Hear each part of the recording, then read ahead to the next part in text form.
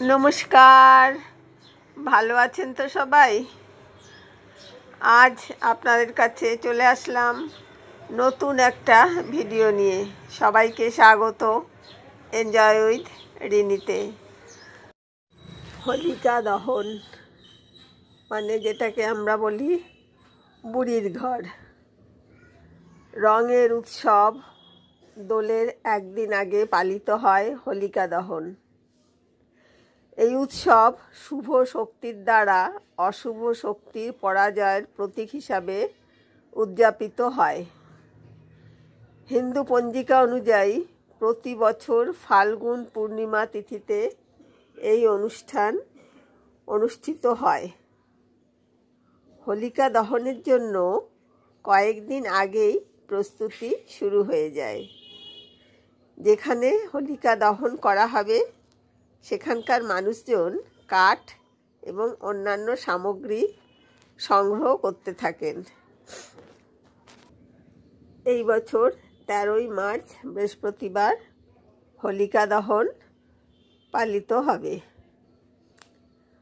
হোলিকা দহন উৎসবের পেছনের পৌরাণিক কাহিনীতে বলা হয়, দৈত্যরাজ হিরণ্যকশিপুর বোন হোলিকা তার ভ্রাতুষ্পুত্র ভক্ত প্রহ্লাদকে জীবন্ত অগ্নিতে পুড়িয়ে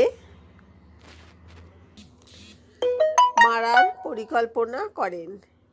তিনি নিজে অগ্নিতে না পোড়ার বর পেয়েছিলেন, তাই প্রহ্লাদকে কোলে নিয়ে আগুনে প্রবেশ করেন। কিন্তু ঈশ্বরের কৃপায় প্রহ্লাদ রক্ষা পান এবং হোলিকা নিজেই অগ্নিদগ্ধ হয়ে ধ্বংস হয়ে যায়। এই ঘটনার স্মরণে প্রতি বছর হোলিকা দহন উৎসব পালন করা হয়। হোলিকা দহন শুভ শক্তির জয় এবং অধর্মের পরাজয়ের প্রতীক। এই উৎসব নতুন সূচনা এবং আশীর্বাদের বার্তা নিয়ে আসে। এই বছর হোলিকা দহন আগেই তো বলেছি 13ই মার্চ মানে আজ।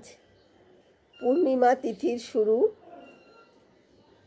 সকাল 10:35 আর পূর্ণিমা তিথির সমাপ্তি 14ই মার্চ দুপুর 12:23।